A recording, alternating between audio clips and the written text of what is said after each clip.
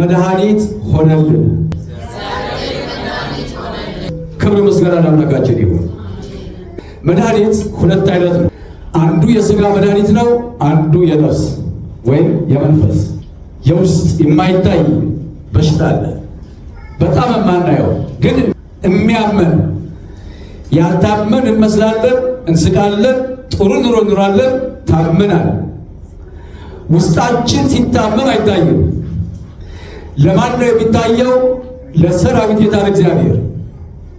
ለዚህ ነው እግዚአብሔር መድኃኒት ሆነልን ስንል ለስጋችን ብቻ አይደለም። ስጋ ታሞ ይፈወሳል፣ ጥያቄ ነው። 38 ዓመት ሙሉ የታመመው በመጻጉዕ የተባለው ከታመመ በኋላ ወዲያው ነው የፈወሰው። እንዲያውም ጠበሉ ጋር ማለት ነው። እሱ ማዳን የፈለገው የውጭውን ሽባነት ብቻ ሳይሆን የውስጡን ልምሽነት ነው። እግዚአብሔር ያድነን። ይሄ በሽታ አይታይም። እግዚአብሔር መድኃኒት ሆነልን ያሉት ይስሐቅና ሚስቱ ርብቃ ናቸው። ለምን መሰላችሁ? ብዙ ዘመን ልጅ አላገኙ። ሺህ ትወልዳላችሁ ይባላሉ፣ አንድ ልጅ አጡ። እንደ ምድር አሸዋ ይበዛል ብሎታል እግዚአብሔር አብርሃምን፣ አንድ ልጅ ግን አጣ። የሚገርመው የአብርሃም ልጅ ይስሐቅም ሚስቱ ራሷ በቤተሰቦቿ ተመርቃለች፣ አእላፋት ሁኚ ተብላለች። አንድ ልጅ ግን አጣች። ማጣት በውስጥ የመንፈስ ቅዱስን ስጦታ ማጣት የውስጥ በሽታ ነው። ከላይማ እናገኛለን፣ ምን ችግር የለው። ይህ ውስጥ ማጣት ይባላል። ከላይ እያለን ከውስጥ ምናጣው። ርብቃና ይስሐቅ ምን አጡ? ልጅ አጡ። ይስሐቅም በአብርሃም በኩል ተመርቋል። ዘርህም እንደ ምድር አሸዋ አበዛዋለሁ፣ እንደ ሰማይ ከዋክብት ተቆጥረዋለሁ ብሎታል። አብርሃምም መከራ አይቶ ይስሐቅን ወለደ። ይስሐቅም 40 ዘመን ሙሉ ከሚስቱ ከርብቃ ጋር ሲኖር ልጅ አላየም። እንዴት ነው የምርቃት? አንዳንዴ ምርቃቶች እርግማን እስኪመስሉ ድረስ እኛ ጋር አይደርሱም ቶሎ። ይሄ ነገር እንዴት ነው እንላለን። እግዚአብሔር ይዘገያል እንጂ ይመጣል አይደል? ብዙ ጊዜ የተነገረው ቃል ይሄ። ይስሐቅ ሚስቱ ስላልወለደች ምን ይሻላል አለችው። እንግዲህ በርቺና ጸልይ፣ እኔም እጸልያለሁ፣ እግዚአብሔር ያድነናል። እስቲ ያድነናል። በቃ እሱ እኮ ነው፣ እውነቱ እኮ እሱ ነው። ወዲያው ርብቃ የዛለት ማታ ጸነሰች። አሁን ታማሚ ሆነች። ደግሞ መቼም የእግዚአብሔር ስራ ከሕመም ይሰውረንና እግዚአብሔር በዚህ ይሰጣል፣ በዚህ ደግሞ ይፈትናል። ለምንድን ነው? ሰይጣን እንደ ስንዴ ሊያበጥረን ስለሚፈልግ በየቀኑ ስለምንበጠር ያችን የእምነት ፍሬ ከውስጧ ለመውሰድ ስለሚፈልግ ዘወትር እንበጠራለን። ስለዚህ ልጅ ከሰጣት በኋላ በማይጠራው እንደገና ስቃይ ሆነባት። ከዛ ወደ እግዚአብሔር ቤት ሄደች ለሕመሟ ፈውስ ለማግኘት። አምላክን እግዚአብሔርን እንዲህ አለችው፣ የሌለኝን ጠየቅኩህ፣ ጠየቅን፣ ሰጠኸኝ። ታዲያ እንዲህ የሚያስጨንቅ ከሆነ ለምኔ ነው አለች። እንደዚህ ጸልየናል ብዙዎቻችን። ለምን ፈጠርከን ብሎ ዳዊት። እነሆ ፀሐይ በምስራቅ ወጥቶ ወደ ምዕራብ እንደሚገባ የሰው ልጅም ዕድሜው ሰው ዘመኑ እንደ ጥላ ያልፋል። ልክ ነው አይደል? እቺን ነው ታግሰን መቆየት ያቃተን። እቺን ነው መፋቀር ያቃተን። እቺን ነው መተዛዘን ያቃተን። እቺን ዕድሜ፣ እቺን ሰዓት ትንሽ ናት አለ እኮ ዳዊት። እንደ ጥላ ያልፋል።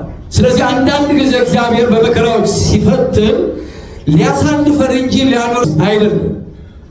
ርብቃ እዚህ ላይ ነው። ለምንድን ነው የሰጠኸኝ እንደዚህ ከሆነ ጠየቀችው። እግዚአብሔርም ድምፅ ሰጣት። ርብቃ አላት። እኛንም በመንፈስ ቅዱስ ይጥራል። ምን አለ ዳዊት? ወይ ትዕቢት ገጸከ እምኔየ፣ ፊትህን ከኔ አትመልስ አለው። ያንተ ፊት ከኔ ሲመለስ ጨለማ ይሆንብኛል።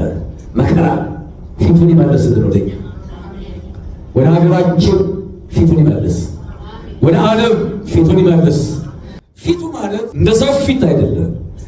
አይኖቹ የበዙ የእሳት ነበልባል የሚመስሉ ይላል። በፊቱ መቆም የሚቻለው የለም ይላል። እሱ አምላክ ነው። ድምፁን ለርብቃ ያሰማት። ርብቃ አላት፣ እኔ ነኝ እንደዚህ ያደረጉት አላት። ሁሉን አያውቅም እግዚአብሔር።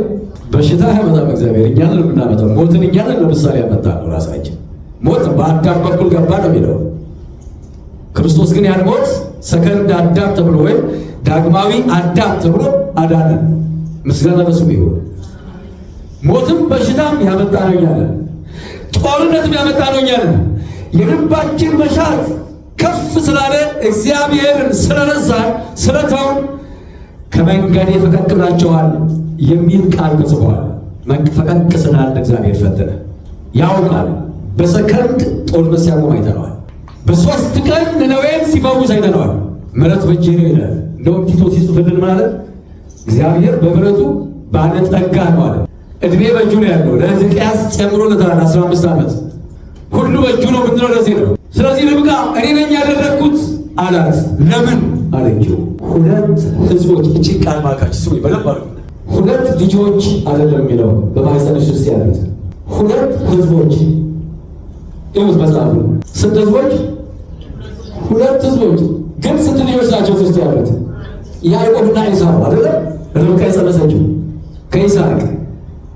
ግን ምን አለ? 2 ሕዝቦች በማህፀንሽ ውስጥ አሉ። በየዘመናቱ ከዛ ዘመን ጀምሮ ጦርነት ነው፣ ረሃብ ይኸው አያልቅም። አንዱ በጫንቃው አንዱ በትዕግስት ይኖራል። መንታዎች ናቸው። አንዱ በምን ይኖራል? ጦረኛ ነው። ለዚህ ነው እስከዛሬ ማንስማማው።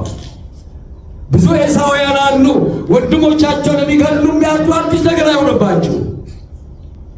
ኤሳውያን ናቸው። ቀደም ሲልም ቃየናውያን ናቸው። ኤሳውን ጠላው፣ ያዕቆብን ወደድኩ ተብሎ ተጽፏል። ኤሳው ጠማማ ነው። ገና በማኅፀን ውስጥ ነው ያወቀው እግዚአብሔር። በጫንቃው የሚኖር ከኬጢያውያን ከፈሪዛውያን ከመጥፎች ጋር የሚውል ጦረኛ በደለኛ እንደሆነ እግዚአብሔር በማኅፀን ሳለ አውቆታል። እግዚአብሔር መድኃኒት ሆነልን ብለው የዘመሩት ይስሐቅና ርብቃ ማኅፀኗ እንዲህ ተረበሸ። ማኅፀኗ የርብቃ ዛሬ ኢትዮጵያ ናት። ኤሳዎችም አሉ፣ ያዕቆቦችም አሉ። በመላው ዓለም ኤሳውያን አሉ። እያንዳንዱ ሀገር ላይ ክፎች አሉ፣ ደጎች አሉ።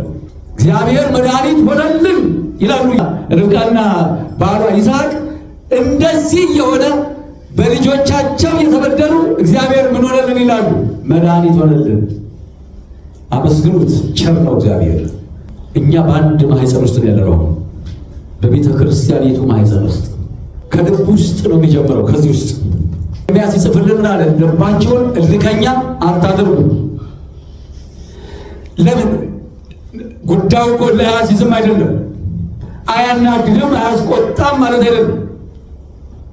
የሚደርስብን ነገር ይፈትናል። በጣም ከባድ። ምን አድርገን እንዲህ መከራ ውስጥ ገባን? ልክ ነው ጥያቄያችን። እንደ ሰው ለእኔ የሚገባኝ ለሀገር የሚገባት ይሄ ነው፣ ለሕዝብ የሚገባው ይሄ ነው ወይ? ለመሆኑ በየቀኑ የመጣ የምናስቀድሰው ቅዳሴ ለእኛ የሚገባው ይሄ ነው ወይ? አምላክ ግን ምን አለ? እኔ ነኝ አለ እግዚአብሔር። አዎ ይላል እግዚአብሔር። ደግሞ እንደሱ መጠይቀው ከሆነ ለምን? የምንፈልገውን ሳይሆን የሚያስፈልገንን ስለሚያውቅ። በጣም አደገኛ ቃል ነው። እኛ የምንፈልገው ብዙ ነው፣ የእሱ ግን የእኛ ማስፈለግ ከዚያ በላይ ነው። ስለዚህ ዳዊት ምን አለ? ውስጤን አድስልኛል። ለምን? በዚህ ዘማዊነት፣ በዚህ ጦርነት፣ በዚህ መከራ ችግር በዙሪያው ገጠመው። አምላኬ ሆይ አሁን በአፌ አንዲት ቃል አልናገርም፣ ውስጤን የሚያድስ የምችልበትን መንፈስ ስጠኛ ነው። ለእኛ ሚስጥር አያችሁ።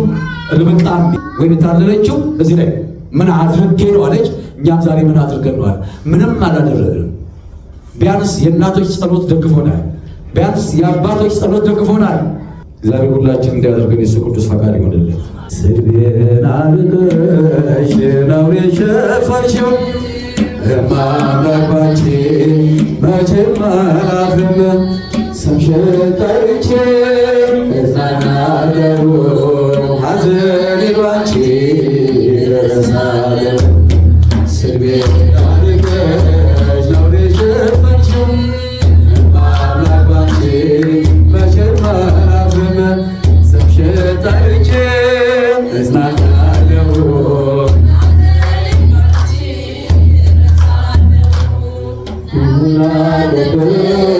ብዙ ስድብ አንጀት የሚልጥ ልብ የሚያቆስል ስሜ ለውጠው ያንኳሽሽ ሁኜ ባዘን በለቅሶ ድንገት መጣሁኝ።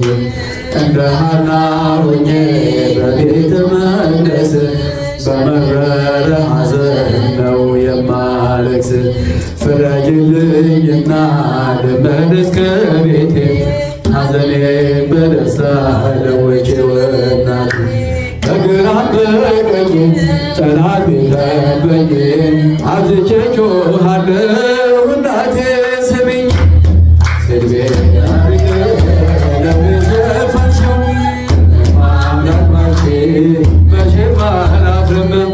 ስምሽን ጠርቼ እጽናናለሁ፣ ሐዘኔን ባንቺ እረሳለሁ። ወይ ልኮ አልቋል በኖኪ ማዘን ድንግል አማልጅ ሁነኛ እመቤት ስምሽ ሲጠራ ይሞላልና የጎደለው ግራ የገባው የቸገረው ሽገሸሪታ እንድትረዳው ሳስብ ስተክዝ የምታጽናና እናት አለችኝ ልቡና እናቴ በቤቴ እየስጠራሽ ከመከራ ሁሉ ታወጭኛለች። ነው የሸፈችው የማነባች መቼም አፍራፍና ስምሽን ጠርቼ ይጽናናለሁ። በምን እጽናናለሁ ከሌለ በምን መረታ አላገዝከኝ አንተ ስላለ ነው መድኃኒቴ ቆሜ መታየቴ አንተ ስላለ ነው መታየቴ ቆሜ መታየቴ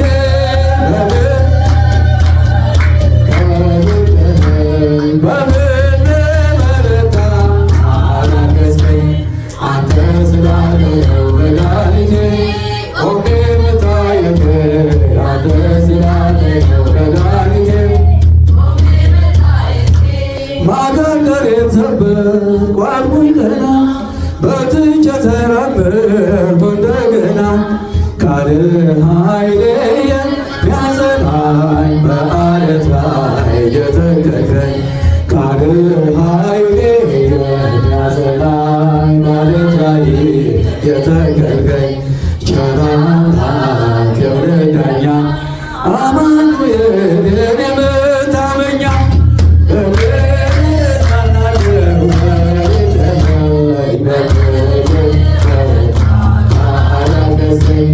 አንተ ስላለ ነው መድኃኒቴ ቆሜ መታየቴ አንተ የመጨረሻ እንባ የታበሰ ስትረዳኝ ውብ የሆነው እንባን ስትረዳኝ በጠላቴ ፊት ሞገስ ሆንከኝ ለባሪያህ የሰጠኸኝ በጠላቴ ፊት ሞገስ ሆንከኝ ለባሪያህ የሰጠኸኝ ቸር አምላክ የእውነት ዳኛ አማኑኤል የኔ መታመኛ በምን እጽናናለሁ አላገዝከኝ አንተ ስላለ ነው መድኃኒቴ ቆሜ መታየቴ አንተ ስላለ ነው መድኃኒቴ ቆሜ መታየቴ ዛሬ ባርካቸው።